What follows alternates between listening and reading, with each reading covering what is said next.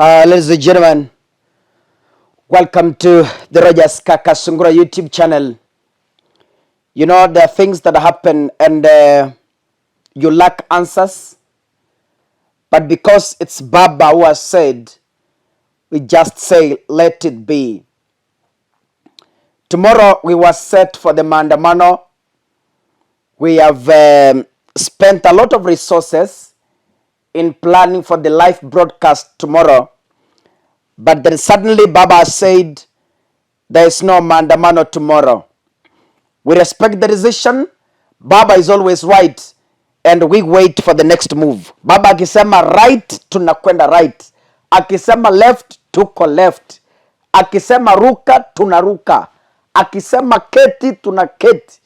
Akisema safari, tunaanza mwendo.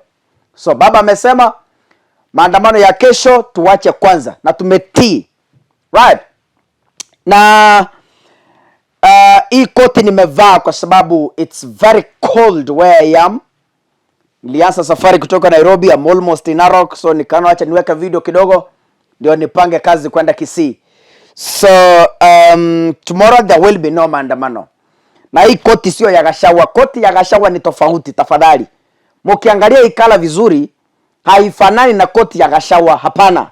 Koti ya Gashawa ni ndefu na iko na manyoya ingine kama ile iko na ile kondoo ya Uhuru Kenyatta. So hii hapana, wachana nayo. Back to the Kenyan politics. Ladies and gentlemen, what the Kenya Kwanza government knows best is to fight Raila Amolo Odinga. When it comes to development, I don't know if Kenya Kwanza remembers where they even placed their manifesto. Because what they are doing is against what was in the manifesto. Their manifesto didn't say they will fight Raila Odinga. Their manifesto didn't say they will create the office of the opposition. Their manifesto didn't say they are going to fight Jubilee. Their manifesto didn't say Uhuru will be living empty coffers. All this drama you are seeing here is just meant to keep the public busy so that we do not ask them about development. Ladies and gentlemen, today, the CS for Transport, Kipchumba Murkomen, has released in what I term as a heartbreaking news to Kenyans.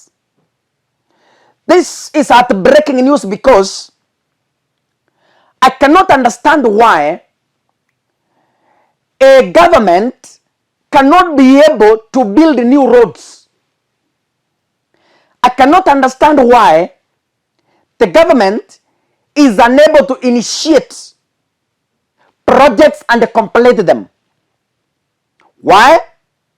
Today you saw the president stood in public and said there will be no more funding to TVETs and universities. And this is our country. How our children are going to survive in universities. How our children are going to survive in TVETs. Education is going to remain for the rich, just like before Mwai Kibaki's regime came in for the free primary education and partly free secondary education. Sasa masomo inaenda kubaki kwa watu matajiri. Only those who are rich are the people who are going to access education. The poor can no longer access education. It is going to be extra expensive for people. But ladies and gentlemen, this is what Moses Kuria is telling Kenyans. We have a serious challenge of pending bills. We have up to 150 billion of work already done. I will be a liar to say that we will do new roads. I was in China recently to have discussions how they can help us shoulder this burden of the pending bills. Kipchumba Murkomen, the 3rd of May 2023. Now, I want to expound that statement. One, Kipchumba is saying they have a serious challenge of pending bills, meaning they are unable to offset 150 billion worth work done by contractors. But then, Kenya Kwanza is unable to pay 150 billion pending bills, but is able to spend millions every Sunday going to church. Kenya Kwanza cannot offset pending bills of 150 billion, but they are able to spend on water cannons and tear gas to fight a peaceful demonstration. Wrong priorities. Focusing on non-issues. Kenya Kwanza is unable to offset 150 billion pending bills, but is able to fund Thanksgiving ceremonies across the 47 counties, working on non-issues as Kenyans are suffering. Ladies and gentlemen, Murkomen is also warning in advance that prepare yourselves. In the Kenya Kwanza government, there will be no building of roads starting today going forward. So zile barabara ulisikia zilitengwa hazitajengwa. Kwa nini? The CS in that government is saying he will be lying to Kenyans by saying they are going to build new roads. They are lying to Kenyans. So in the next 5 years, expect zero development on entirely infrastructure. What a government. Hey, hey, hey. So this government is unable to fund universities. This government is unable to fund TVETs. This government is unable to fund free medical insurances. This government is unable to fund construction of roads. Si warizaini waende nyumbani, waache serikali ichukuliwe na watu wako na akili na wanajua kile wanafanya. Resign and go home. There's nothing you're doing, ladies and gentlemen. Just go home in peace.